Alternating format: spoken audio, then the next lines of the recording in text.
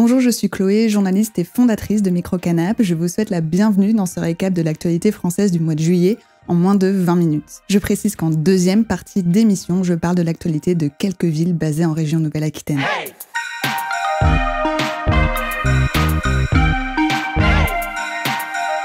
Microcanap! Première actualité, le mois de juillet signe le lancement des Jeux Olympiques de Paris. Pour la troisième fois dans l'histoire du sport, Paris est la ville organisatrice des Jeux Olympiques et accueille pour la première fois les Jeux Paralympiques d'été. Les Jeux Olympiques ont débuté le mercredi 24 juillet et se terminent le 11 août, tandis que les Jeux Paralympiques débutent le mercredi 28 août et se clôturent le dimanche 8 septembre.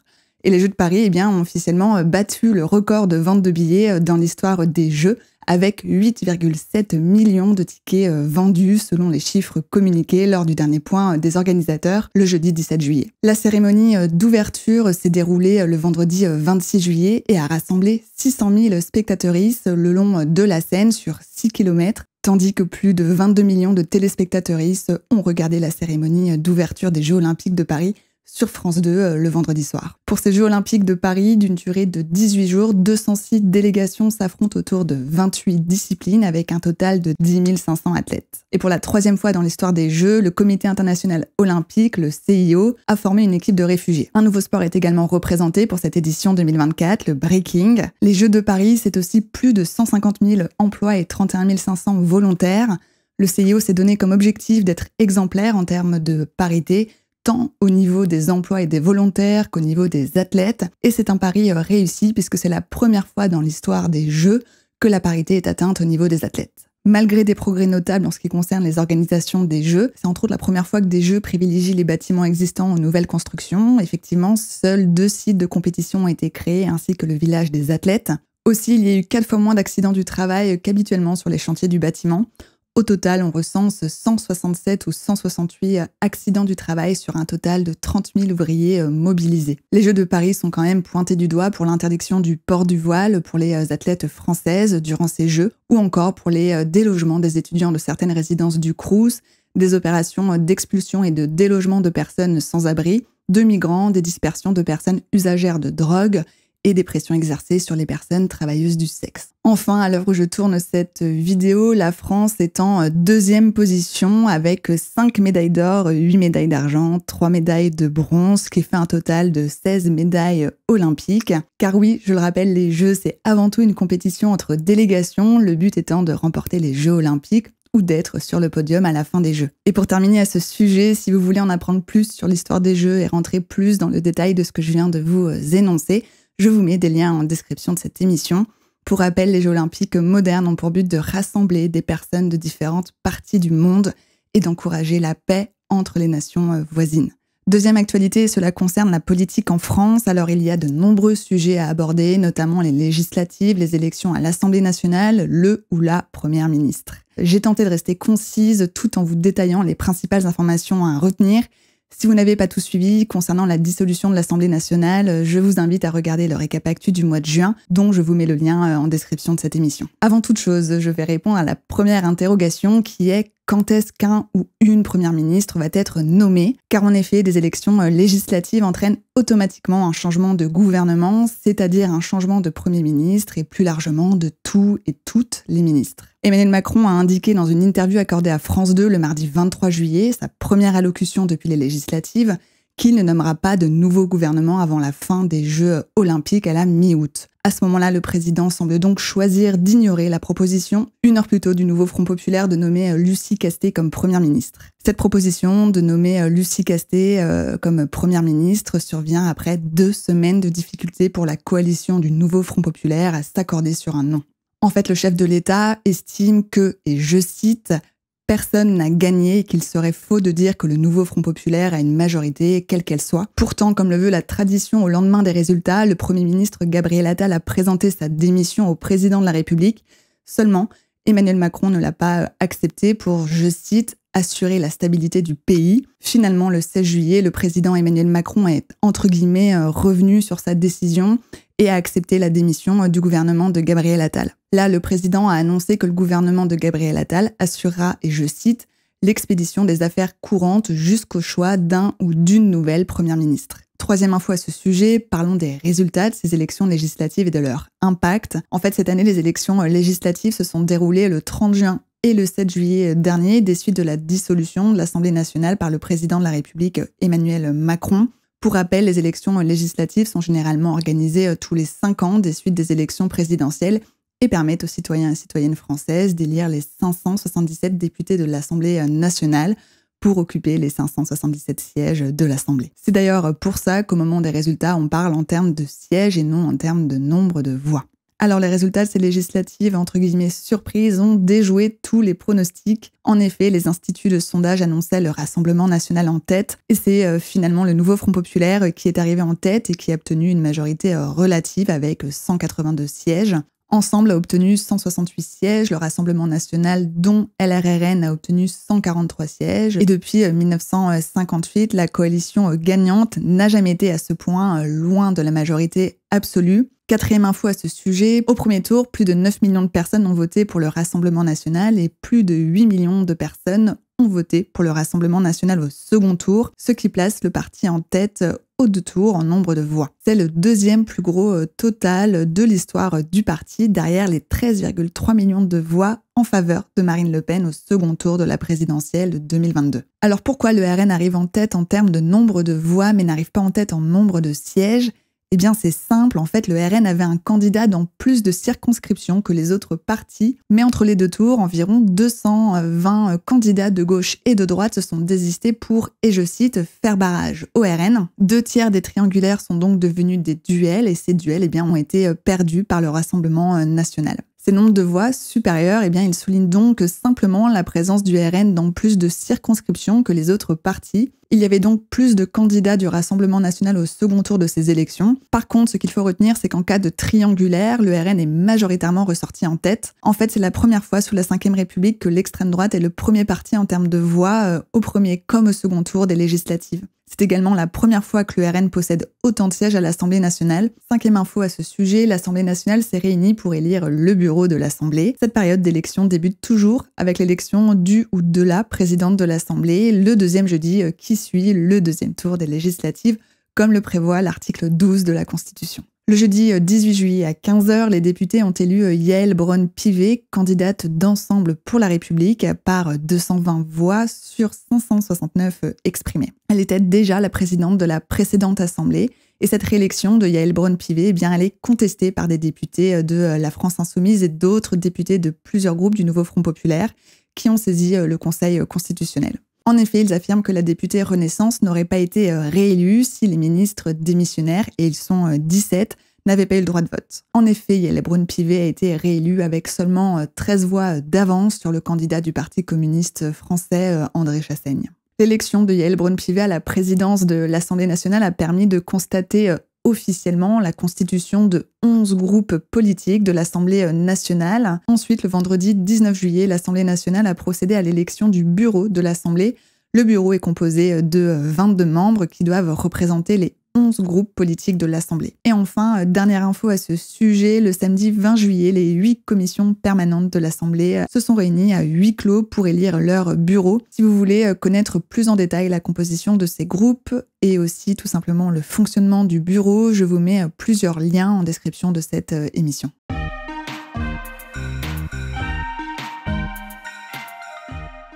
Troisième actualité, direction la Nouvelle-Calédonie où Emmanuel Djibaou, alors je suis pas sûre de la prononciation, est devenu le dimanche 7 juillet le premier indépendantiste élu député de Nouvelle-Calédonie depuis 1986.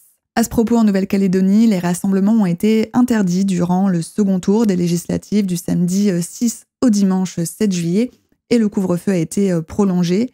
D'ailleurs, depuis le lundi 20 juillet, le couvre-feu est en vigueur sur l'archipel de 21h à 5h et non plus de 20h à 6h. Plusieurs actes de violence et plusieurs incendies criminels ont été recensés tout au long du mois de juillet. Et selon le parquet de Nouméa, un homme a été tué le mercredi 10 juillet par les forces de l'ordre lors d'une opération de déblocage de routes au sud de la Nouvelle-Calédonie. Le FLNKS, le Front de Libération Nationale Kanak et Socialiste, demande, et je cite, le départ immédiat des forces françaises. Le gouvernement local estime que les émeutes et la crise causée en Nouvelle-Calédonie par la réforme électorale ont coûté au moins 2,2 milliards d'euros, dont 1,2 milliard d'euros pour le secteur privé et 1 milliard pour les infrastructures publiques. Les aides publiques de l'État sont critiquées car même si ces dernières sont conséquentes, elles ne permettent pas de rétablir le calme et de compenser les pertes économiques et sociales sur l'île. Pour terminer à ce sujet, la Cour d'appel de Nouméa a rejeté les demandes de remise en liberté de 5 militants indépendantistes accusés d'avoir joué un rôle dans les récentes émeutes sur l'archipel. Le leader kanak Christian Tin est maintenu en détention à Mulhouse et 2 femmes sont placées sous bracelet électronique. Quatrième actualité, parlons éducation. 720 000 candidats et candidates du baccalauréat ont découvert le lundi 8 juillet leurs résultats. Le taux de réussite de cette année est de 91,4%, en hausse de 0,4 points par rapport à 2023, selon le ministère de l'Éducation nationale. Pour ce qui est des résultats de Parcoursup concernant l'admission de ces lycéens et lycéennes dans leurs études supérieures, 85 000 candidats et candidates étaient toujours en attente d'admission le 15 juillet dernier. Ensuite, parlons brevet des collèges. Les résultats du brevet des collèges sont tombés jusqu'au 11 juillet et le taux de réussite cette année est de 85,6%, en baisse de 3,5 points de pourcentage par rapport à 2023. Cinquième actualité de ce récap actu du mois de juillet, parlons actualité médiatique. Et il y a plusieurs infos à aborder à ce sujet. D'ailleurs, si vous vous posez des questions sur les métiers du journalisme, sur les règles ou encore sur la déontologie, je sors une émission à ce sujet le jeudi 15 août. Je serai avec d'autres journalistes, alors n'hésitez pas à vous abonner ou à activer la petite cloche pour être tenu informé lorsque l'émission sera en ligne. Première info donc à ce sujet, les chaînes C8 et Énergie 12 vont disparaître de l'offre gratuite de la TNT à partir du 28 février 2025. Pour les remplacer, le projet de Ouest France, OFTV, fait son entrée ainsi que Réel TV, le projet proposé par CMI France, le groupe du milliardaire Daniel Kretinsky et propriétaire de Marianne. Dans les colonnes du Monde, Nathalie Sonac, ancienne membre du CSA, donc c'est l'ancien nom de l'Arcom, le régulateur de l'audiovisuel, rappelle, et je cite, que la chaîne C8 détient le record du montant de sanctions infligées par l'Arcom, avec plus de 7,5 millions d'euros d'amende ces dernières années, faisant d'elle avec CNews la chaîne la plus sanctionnée de l'histoire de la TNT. Dans son communiqué, l'Arcom explique avoir fondé sa décision, et je cite, sur l'intérêt de chaque projet pour le public au regard de l'impératif prioritaire de pluralisme des courants d'expression socio-culturels. Ce changement de chaîne TNT opère car les autorisations de diffusion de 15 chaînes de la TNT arrivent à échéance en 2025. Du coup, l'Arcom, le régulateur des médias, a lancé un appel à candidature le 28 février dernier pour les réattribuer et a retenu 25 candidatures. Toutes les autres candidatures des éditeurs déjà existants comme Gulli, LCI, Planète+, TFX, W9, Canal+, ou encore C-Star et CNews ont été retenues. CNews est d'ailleurs régulièrement rappelé à l'ordre par l'Arcom et propriété, comme C8, du groupe Canal+. Et d'ailleurs, au mois de juillet, CNews est pour le 2e mois d'affilée la première chaîne info de France. Deuxième info à ce sujet, et je n'ai pas eu le temps de vous en parler au mois de juin, donc j'en parle de suite. L'humoriste Guillaume Meurice a été licencié mardi 11 juin par Radio France pour, et je cite, « faute grave ». Le chroniqueur, en fait, a été licencié pour avoir réitéré une blague polémique à propos du Premier ministre israélien. En réitérant ses propos, il a ignoré l'avertissement qu'il avait reçu de la part de la direction de Radio France, ainsi que la mise en garde de l'Arcom, le régulateur de l'audiovisuel. Le chroniqueur avait fait l'objet d'une plainte en novembre 2023 pour avoir tenu ses propos. Cette plainte pour provocation à la violence et à la haine antisémite et injure publique à caractère antisémite a été classée sans suite le 22 avril dernier selon le quotidien Libération.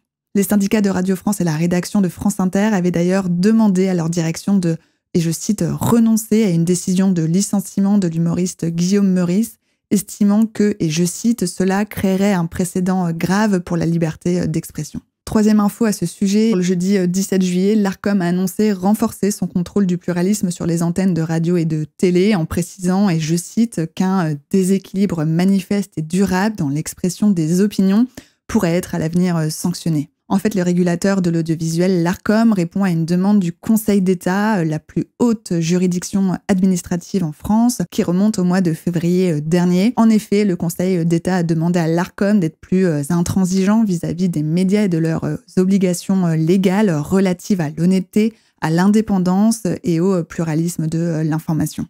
C'est l'ONG Reporters sans frontières, RSF, qui avait saisi le Conseil d'État d'un recours, et je cite, pour contester le refus de l'Arcom d'agir contre les manquements de CNews à ses obligations. En fait, l'ONG estime que CNews n'est plus une chaîne d'information, mais qu'elle est devenue une chaîne d'opinion ouverte aux droites extrêmes.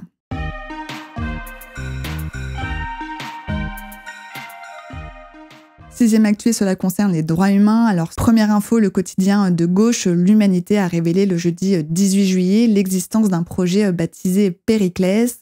Périclès, c'est pour patriotes, enracinés, résistants, identitaires, chrétiens, libéraux, européens, souverainistes. Ce projet a été conçu par le catholique traditionnaliste et milliardaire français Pierre-Édouard Stérin et ses équipes. Le but de ce plan est de faire gagner du terrain à ses valeurs politiques et religieuses conservatrices à travers les médias et en soutenant des personnalités politiques de droite et d'extrême droite. Cette information, révélée par l'Humanité, a par la suite été confirmée par les équipes de Pierre-Édouard Stérin auprès de plusieurs médias. Pierre-Édouard Stérin figure au capital de médias comme Néo et Le Crayon. Il finance l'Institut libre du journalisme et détient le groupe Marmelades, une agence d'influenceurs web.